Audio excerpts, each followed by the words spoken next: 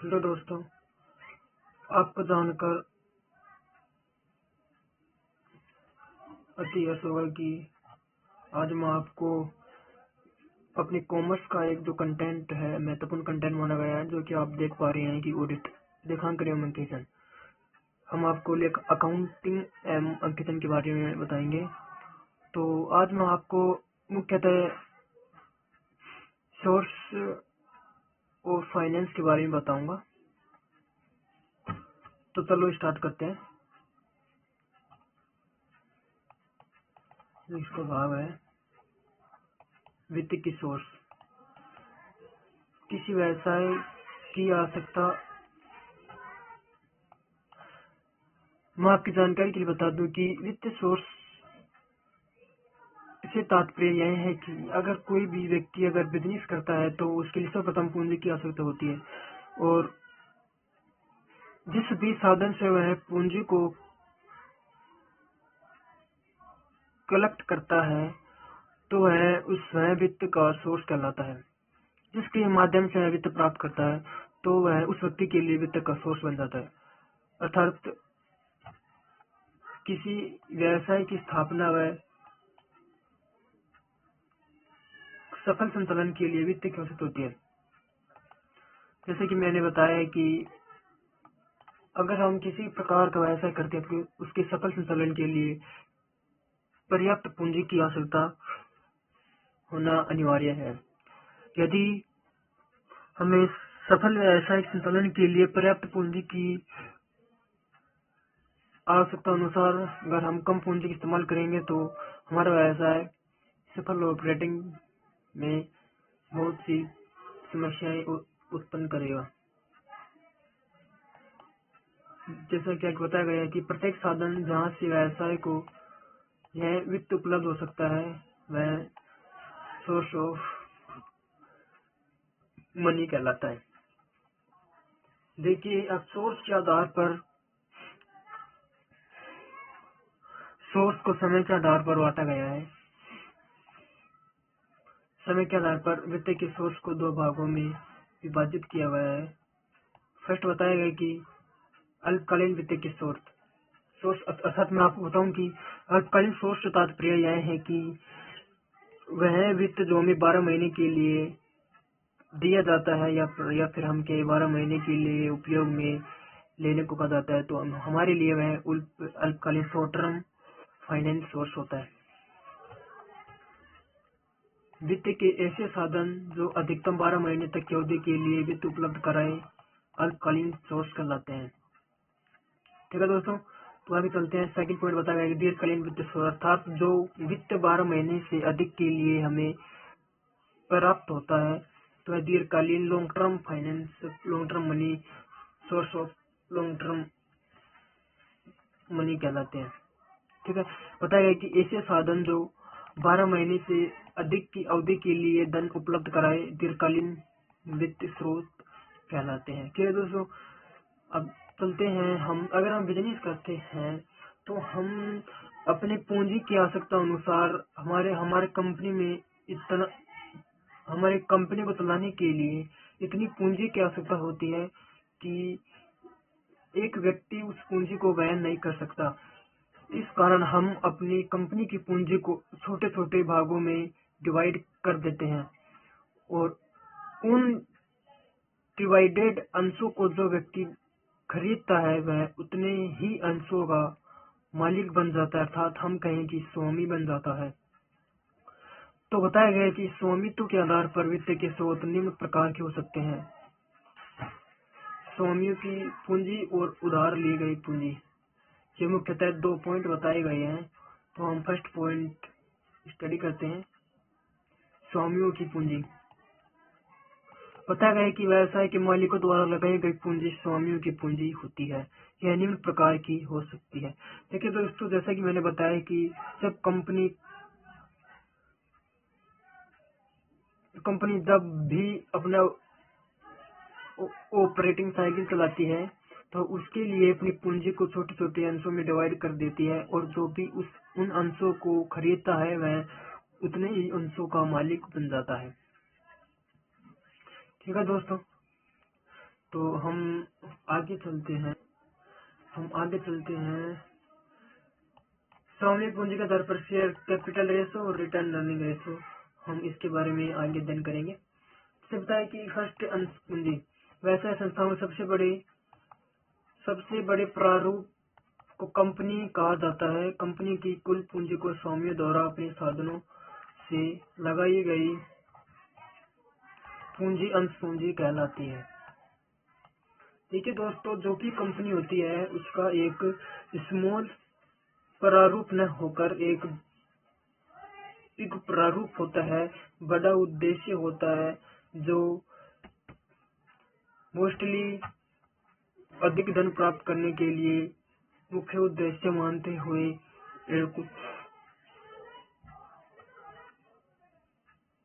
Big project को लिया जाता है कंपनी द्वारा और उसी पर वह ऑपरेट करती है।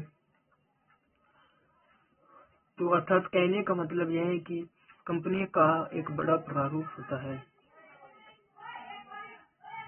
उपरोक्त पूंजी को लेन देन और निवेश की सुविधा के लिए छोटे छोटे भागों में बांटा जाता है, जिस मैंने आपको पहले भी बताया है।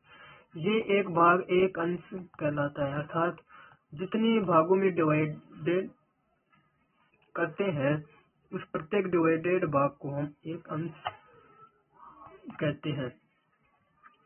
अब अंशों को दो भागों में बांटा गया है। फर्स्ट पूर्वाधिकार अंश, तो बताया गया है कि फर्स्ट पूर्वाधिकार अंशों में ऐसे अंश, एक मिनट दोस्तों,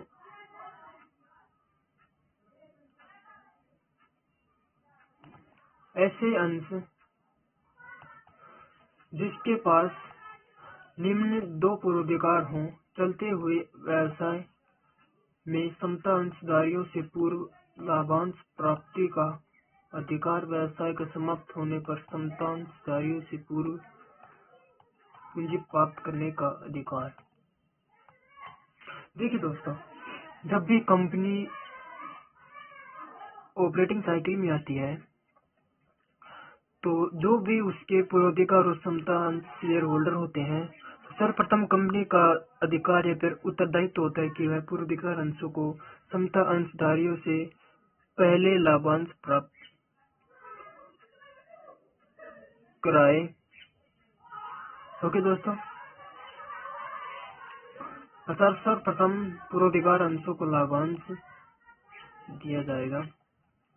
पूर्वाधिकार अंशों को निम्न भागों में बांटा गया है कि शोधनीय पूर्वाधिकार अंश। ठीक है दोस्तों, शोधनीय पूर्वाधिकार अंशों में यह उल्लेखित होता है कि ऐसे पूर्वाधिकार शेयर होल्डर जिन्हें फिक्स समय के लिए निर्धारित किया जाता है कि उसकी फिक्स दिए गए टाइम पीरियड पर उन्हें उनके द्वारा लगाई गई पूंजी को लौटा दिया जाएगा। यह शेयर होल्डर की पूंजी पर उल्लेख होता है, उसी समय निर्धारित कर दिया जाता है। बताया गया कि यदि अंश जारी करते समय पूंजी वापसी का समय निर्धारित कर दिया जाए, अर्थात कंपनी जब पूर्वाधिकार अंशों को अंश जारी करती है तो उसी समय वह उस शेयर होल्डर द्वारा दी गई पूंजी को वापस करने का समय निर्धारित कर दिया जाए, तो यह शोधनीय पूर्वाधिकार अंश होते हैं, अर्थात इन अंशों की आयु सीमित और पूर्वाधिकार होती है। सेकंड बार बताया गया कि अशोधनीय पूर्वाधिकार अंश, ऐसे शोधनीय पूर्वाधिकार अंश होते हैं जिन्हें शोधन, अर्थात शोधन से तात्पर्य भुगतान से है, और इसमें बताया गया है कि अशोधनीय पूर्वाधिकार अंश वह होते हैं, ऐसे पूर्वाधिकार अंशों पर जारी करते समय फिक्स टाइम पीरियड का निर्धारित नहीं किया जाता है कि आपको इस टाइम पीरियड में भुगतान कर दिया जाएगा। अर्थात बताया गया कि यदि अंश की पूंजी वापसी का समय निर्धारित न हो, अर्थात इन अंशों की पूंजी केवल कंपनी के समापन पर ही लौटाई जाती है। कंपनी के जीवनकाल के बराबर अंशों का भी जीवनकाल होता है। यदि कोई व्यक्ति अशोधनीय पूर्वाधिकार अंश शेयर होल्डर होता है, तो जब कंपनी का समापन होता है तो उसी समय उसकी पूंजी लौटाई जाती है यदि वह अशोधनीय पूर्वाधिकार शेयर होल्डर है तो ही। इम्पोर्टेंट रूप में बताया गया है, 1 मिनट, आपको दिख नहीं रहा होगा।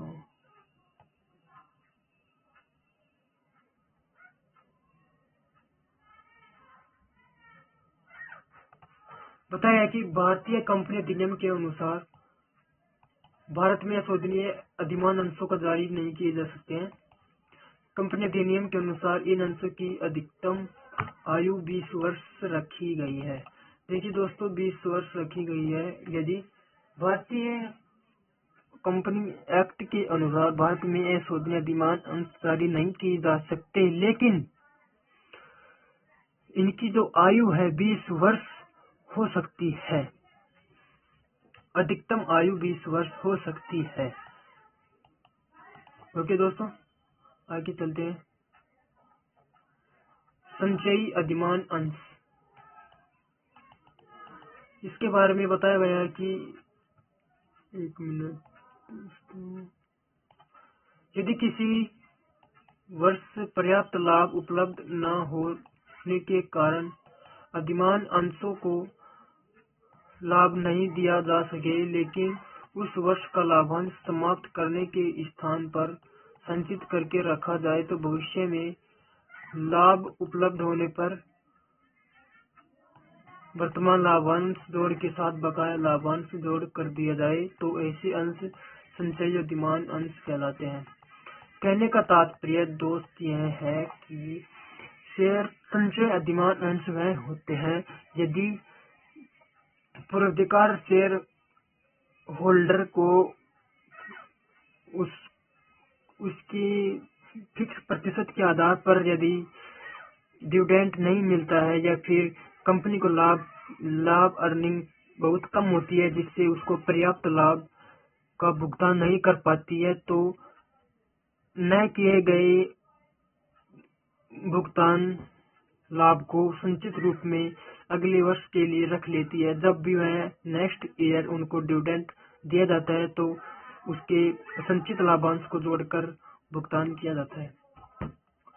यह संचयी अधिमान अंश इससे विपरीत है। जैसा कि बताया गया है कि यदि जिस वर्ष कंपनी को कम लाभ प्राप्त हुआ है, तो ऐसे में पूर्वाधिकार असंचयी पूर्वाधिकार शेयर होल्डरों को उनको द्वारा दिए गए फिक्स प्रतिशत के आधार पर लाभ न प्राप्त होकर अगर कम लाभ प्राप्त भी होता है तो वह नेक्स्ट ईयर के लिए संचित लाभ के रूप में नहीं रखा जाएगा। अर्थात जिस वर्ष जितना लाभ प्राप्त हुआ है कम, तो कम ही लाभ प्राप्त होगा असंचयी पूर्वाधिकार अंशों को। ठीक, आप स्टडी करें। यदि अधिमान अंशों को लाभांश केवल पर्याप्त लाभ होने पर ही दिया जाए तो असंचयी अधिमान अंश कहलाते हैं। अर्थात जिस वर्ष कंपनी में पर्याप्त लाभ न हो उस वर्ष का लाभांश समाप्त कर दिया जाता है, भविष्य के लिए संचित करके नहीं रखा जाता है।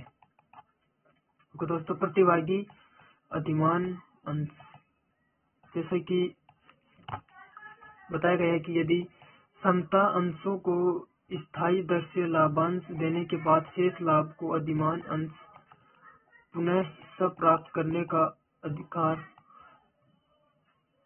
हो, तो ऐसे अंश प्रतिभागी अंश कहलाते हैं। अर्थात कहने मतलब यह है कि यदि समता अंशधारियों को लाभ देने के पश्चात भी अगर लाभ बच जाता है, तो यदि वह प्रतिभागी अधिमान अंश शेयर होल्डर होते हैं, वह इस लाभ में हिस्सा प्राप्त करने का अधिकार रखते हैं। ऐसे शेयर होल्डर जो समता अंशधारियों को लाभ देने के पश्चात शेष लाभ में हिस्सा प्राप्त करने का अधिकार रखते हैं, तो वह प्रतिभागी अधिमान अंश कहलाते हैं। नेक्स्ट पॉइंट बताया गया है कि यह प्रतिभागी अधिमान अंश, यदि समता अंशधारियों को लाभ देने के पश्चात शेष लाभ बच जाता है, तो उस शेष लाभ में से जो भी पूर्वाधिकार शेयर होल्डर होते हैं, वह अगर बचे हुए शेष लाभ में अपना अधिकार नहीं रखते हैं, वह अप्रतिभागी अधिमान अंश कहलाते हैं। यह पूर्वाधिकार अंशों की विशेषताएं बताई गई है दोस्त, आप इस पढ़ सकते हैं। अधिमान अंशों को पूर्व निर्धारित स्थायी दर से लाभांश दिया जाता है, शेष लाभ समझदारियों को दे दिया जाता है। ठीक है दोस्तों, अधिमान अंशों की विशेषता। अधिमान स्पष्ट दिया गया है कि अधिमान अंशधारी स्थायी दर से लाभांश प्राप्त करने के लिए ऑथोराइज होते हैं, अर्थात पूर्वाधिकार अंशधारियों को अंश इशू करते समय ही इन्हें फिक्स रेट का दावा किया जाता है कि आपको इतने परसेंट के आधार पर आपकी पूंजी पर इतने परसेंटेज के आधार पर लाभांश दिया जाएगा। यह दर अंश जारी करते समय ही निर्धारित कर दी जाती है। ओके दोस्त, आगे चलते हैं। सेकंड विशेषता, अधिमान अंशों को पूंजी वापसी कब दी जाएगी, यह अंश जारी करते समय ही निर्धारित किया जाता है। अधिमान अंशधारी सामान्य सभा में मतदान के अधिकारी नहीं होते हैं। देखिए दोस्तों, जो कंपनी होती है अपनी एनुअल मीटिंग, एनुअल जो कंपनी का जो एक कार्यकाल होता है, एक कार्यकाल के अंतर्गत एक वर्ष निर्धारित होता है कि जो उसका फाइनेंशियल ईयर होता है, तो उसके अंतर्गत कंपनी को मीटिंग करवानी होती है। तो उस मीटिंग के अंतर्गत पूर्वाधिकार अंशों को सामान्य सभा में मतदान करने का अधिकार नहीं होता है। केवल ऐसे मुद्दे जिनमें अधिमान अंशधारियों का हित प्रभावित होता है, उनमें मतदान का अधिकार होता है। अर्थात यदि पूर्वाधिकार अंशों का हित इफेक्ट होता है, अर्थात यदि कंपनी उनको दी गई शर्तों के अनुसार यदि कार्य नहीं करती है, तो वह मतदान करने का, अपना वोटिंग करने का अधिकार प्राप्त रखते हैं। अधिमान अंशों का शेयर बाजार में लेन देन नहीं किया जाता है, क्योंकि प्रेफरेंस शेयरों को हम सेल नहीं कर सकते हैं किसी प्रकार के। हमारे जो व्यक्ति खरीदता है उसी के रहते हैं। पूंजी वापसी पर नहीं मिलने वाली राशि पूर्व निर्धारित होती है। ठीक है दोस्त, ये बताया गया है कि पूंजी वापसी पर मिलने वाली राशि पूर्व निर्धारित होती है। अब हमारा सेकंड पॉइंट आता है समता अंश, जिसे हम सामान्य अंश बोलते हैं। ऐसे अंशधारक को कोई पूर्वाधिकार नहीं दिए जाते हैं, समता अंश कहलाते हैं। सामान्य अंश अर्थात समता अंशों की विशेषताएं। कंपनी की सामान्य सभा में निर्णय लेने के लिए मतदान का अधिकार। ओके, इनका जीवन काल में कंपनी के जीवन काल के समान होता है, अर्थात कंपनी के जीवन काल में सामान्यतः समता से पूंजी नहीं लौटाई जाती है, पूर्वाधिकार लौटाई जाती है। लाभांश दर पूर्व निर्धारित नहीं होती है, विशेषताएं दी गई है। पूंजी वापसी पर मिलने वाली राशि पूर्व निर्धारित नहीं होती है। बताया कि प्रतिपुरुष नियुक्त करने का अधिकार होता है। यह कंपनी के वास्तविक स्वामी कहलाते हैं, क्योंकि कंपनी की प्रगति में भागीदार होते हैं और निर्णय में भागीदारी निभाते हैं। यदि कंपनी स्टॉक एक्सचेंज में सूचीबद्ध हो, तो समतांशों की शेयर बाजार में माध्यम से बेचा जाता है। तो आपके सामने जैसे दिया गया है कि पूर्वाधिकार अंश और समतांशों में डिफरेंट बताया गया है, जैसे कि आपकी स्क्रीन पर है, आप इसे स्टडी कर सकते हैं।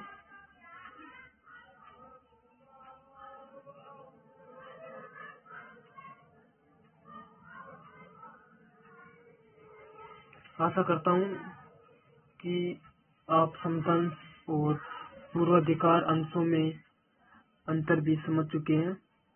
तो ओके, मिलते हैं फिर नेक्स्ट वीडियो के अंतर्गत। तब तक के लिए थैंक यू।